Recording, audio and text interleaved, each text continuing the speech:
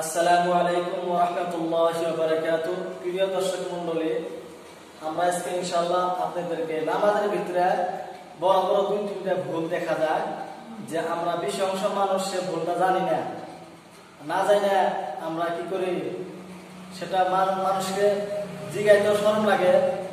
তো তাই আমি মনে করলাম যে এই বস্তুটা যদি প্র্যাকটিক্যাল দেখাই দেওয়া যায় খুব একটা ভালো লাগবে।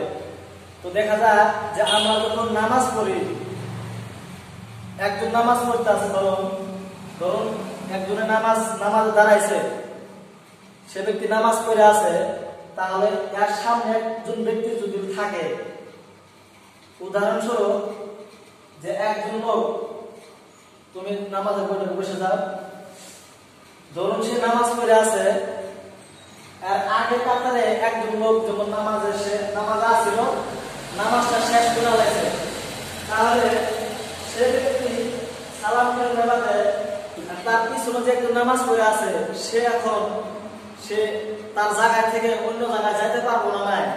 তো দেখা যায় আমরা বেশি অংশ মানুষ কি করি, আমরা নামাজটা পড়ে দাঁড়ায় থাকি, কারণ পিছনে একজন নামাজ পড়ে আছে, যদি তার সামাল দিয়ে যাওয়া গুণা হয় এই কথা ভাইবে আমরা কি করি, আমরা নিজের সালাম ফিরে যতক্ষণ পর্যন্ত তার নামাজ পুরা না হয় আমরা দাঁড়ায় থাকি। কিন্তু এটা ভুল, আমরা আসলে মাসলা জানি না। আপনি যদি একদম সুদাসুদি থাকেন, তাহলে আপনার পিছনে যদি কোনো মানুষ নামাজ পড়ে থাকে, তাহলে আপনি কি করবেন, সালাম ফিরে আপনি সেই জায়গা থেকে আপনি সরে যেতে পারবেন, যদি আপনি ডাইরেক্ট সুদা থাকেন। আর যদি এমনি আপনি এক সাইড থেকে যদি আপনি নামাজের সামনে গুজরে যান, এটা তো যা যাবে না, এটা মানা। কিন্তু হ্যাঁ, আপনি যদি একদম সিধাসিধি থাকেন, যে একজন নামাজ পড়তেছে তার সুদাসুদি আপনি নামাজ পড়ে আসিলেন, এখন আপনি নামাজটা হয়ে গেছে, আপনি এখন যাইতে পারবেন না, নাই আপনি যাইতে পারবেন, সে নামাজ পড়াকালীন আপনি জায়গা থেকে সরে যেতে পারবেন। কিন্তু আমরা কি করি, আমরা বসে থাকি, যতক্ষণ পর্যন্ত সে সালাম না ফিরায় ততক্ষণ পর্যন্ত আমরা বসে থাকি।